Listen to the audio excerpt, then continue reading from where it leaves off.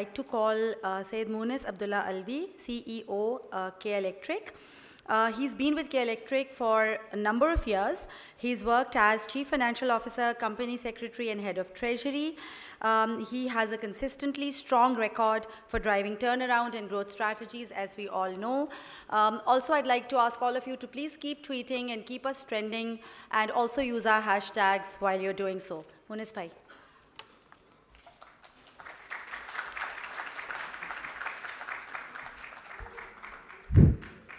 Bismillahirrahmanirrahim. So prepare for disruption. So are you guys prepared? Because there will be no electricity in the next 30 seconds. So no, nothing of that sort is happening. And I also checked before, coming here, the initial disruption at around 11:30 was not caused by us. Trust me, it was some internal problem of the hotel. I checked. So this is us. We don't want to do any disruption, and we want to continue to supply very reliable, of course, cheap power. And at times we are not successful, but this is what our role is. So it would be a slightly change in the way we do business to talk about disruption. While we operate in power sector and as a representative of a private utility which has its own generation, transmission and distribution, I can tell you that there is a lot of disruption in power sector, and if some disruption is not done, probably we will be disrupted completely. So that disruption is very, very important, and I think as a private utility, obviously the only private utility in the country, we also take this incumbent upon ourselves to ensure that we try to be ahead of the curve and we do what is needed to be done to ensure that we continue to operate as an island of stability in this sea of chaos. You see a lot of issues, but still I would still claim that Karachi, most part of Karachi continues to have uninterrupted power, and of course the rates sometimes are beyond one's capability to pay, in particularly in low affluent areas. But again, you have to understand that while we are a monopoly, but we are not in a position to set our own tariff, and obviously we are dependent on government of Pakistan to supply fuel, which again is not, the pricing is not in our control. So if there is any doubt that we enjoy this monopolistic situation, I'm sure the people in this room are all capable of reading our financial statements. So you will see that we are not even getting decent return. Decent is what we are getting, it's much less than decent. So things have to be done to ensure that Pakistan as a country should have energy as an area where the country should not suffer. And when we see the circular debt of power sector, which probably is close to 3 trillion rupees, in excluding the circular debt of the gas sector, which probably again is around 600 billion PKRs. So this energy, which is from petroleum to power, probably is virtually half of Pakistan's budget. If we are talking about 8 trillion, 3.6 trillion is almost 45% of the total budget. So it's a huge number, and we have to do something to stop this bleed. And what we have seen historically is liberalization, where we are seeing regulations coming up. We are seeing the regulator, I think what work has been done in the last 2-3 years, and I would give this credit to the new chairman NEPRA, Tawseef Farooqi Saab, who I think has taken this challenge to come up with some regulations. They might not be the best, but at least we have some regulations from where we can take this further. And I think probably the biggest relief to energy sector in Pakistan would be liberalization. And please make no mistake in understanding that KE itself is not someone who is trying to defend the exclusivity. There are, apart from KE, there are 9 discos in Pakistan, And every distribution company's exclusivity has ended, and ours is going to end in June 2023 this year. And I want to announce here that we have filed a tariff with the regulator in December 2022, and we have filed for a non-exclusive distribution license. It is definitely not our desire to have exclusivity, but at the same time, we want some kind of a level playing field. We understand that once it is over, there will be entrants who will be supplying electricity business to business, and it will definitely be a bit complicated for KE, because we are a 110-year-old company. We still treat the user of electricity as consumer. We are still struggling to change from consumer to customer, and I think that is something which is going to improve the service, improve the pricing, ability to fund, ability to collect. When you have that customer centricity, which is again core of our values at K Electric, but I'm sure people will enter into this market, and we are going to be competing with them. These guys who will enter, they will enter with a very, I would say, very focused business plan, and they will be obviously ahead of the curve. We can't claim that we would be close to them, because we would inadvertently be supplying to the rest of Karachi, which has almost 40% Kachi Abadi, which is the undocumented population.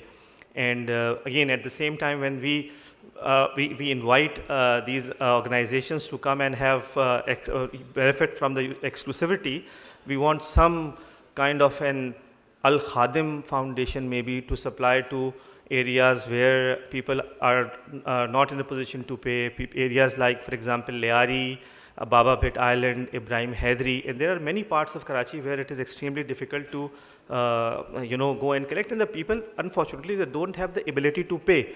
And again, because the tariff is set by the government of Pakistan, KE is not in a position to sell at a lower rate. But when someone will go in these areas and they have some kind of funding available which they can use to provide cheap electricity to people who cannot pay, then probably this definitely will help us a lot, and of course the people in that area, and overall the economy as a whole.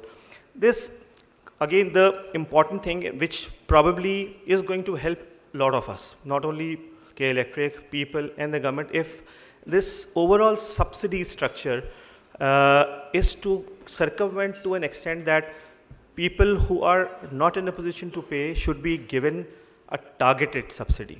And again, we have a lot of data. I think the disruption requires those regulations to come into place, whereby people's NICs are to be registered, their addresses to be same in terms of the bills are being sent to.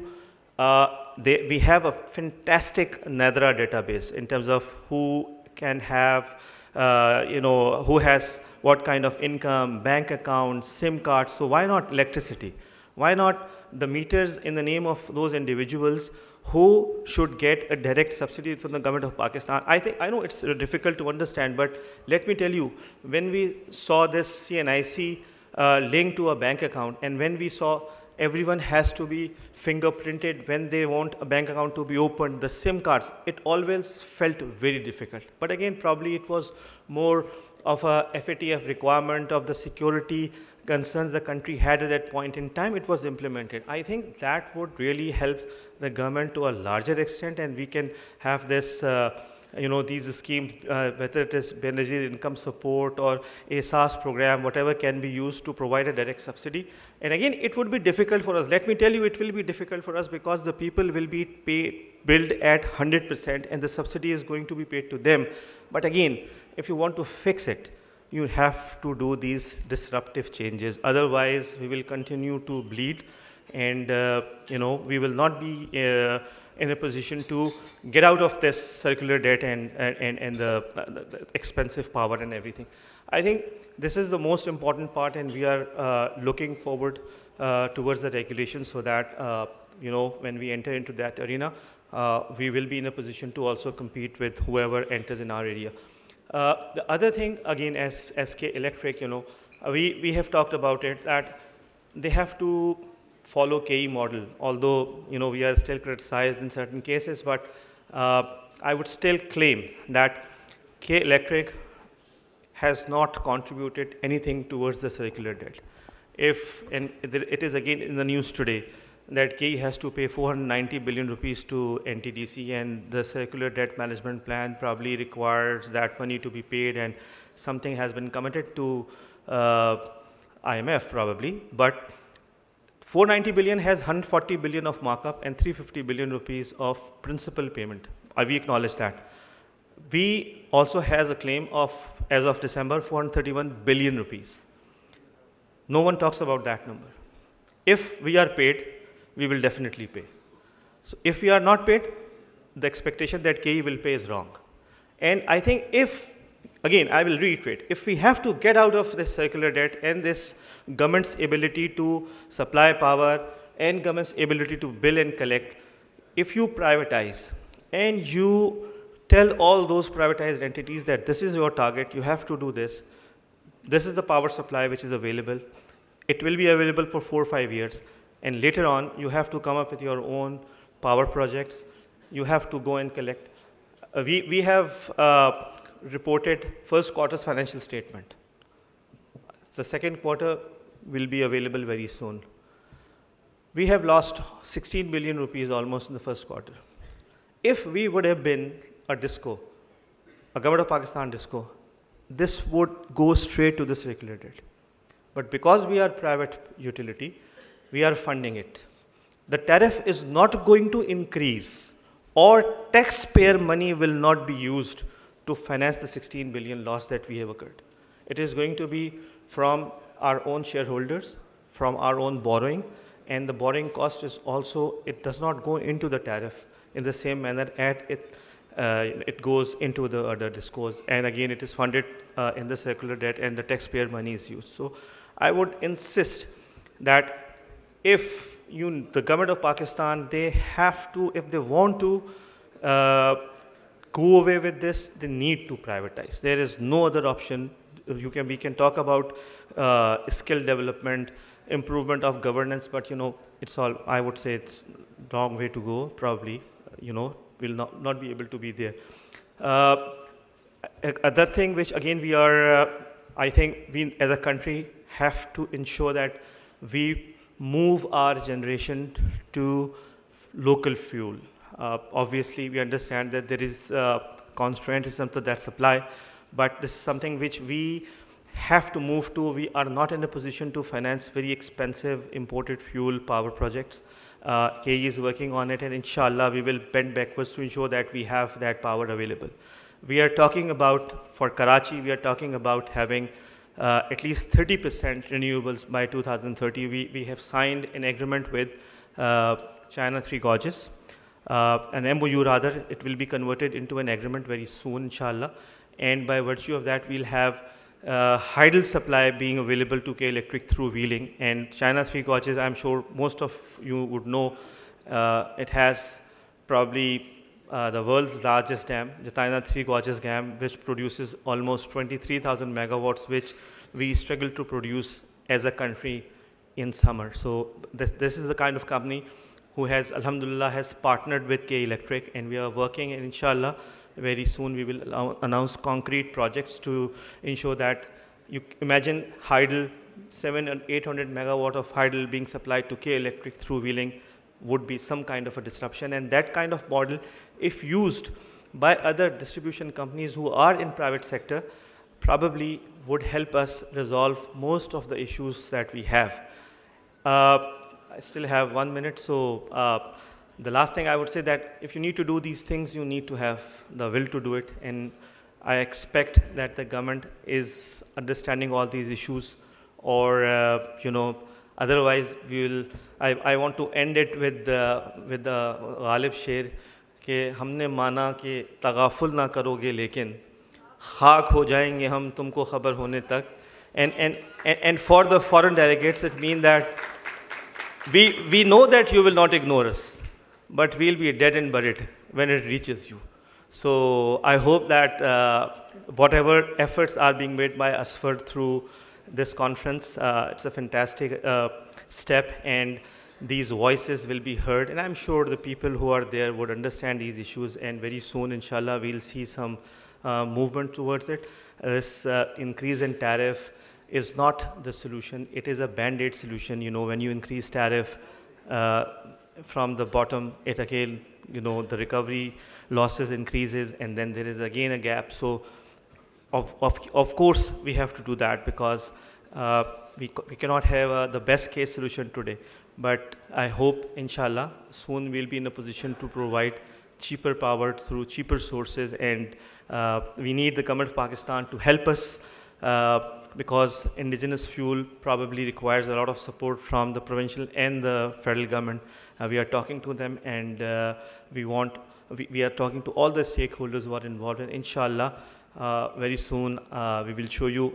2 years ago, Khurram always reminds me, while sitting here, I committed that inshallah we'll add 900 megawatts of power within one unit next year, and the other the year after next. So last year we added the first 450 megawatt, and inshallah, as I speak, we have, alhamdulillah, the entire 900 available, which is going to be put to use to the maximum before the summer of 2023. Thank you very much.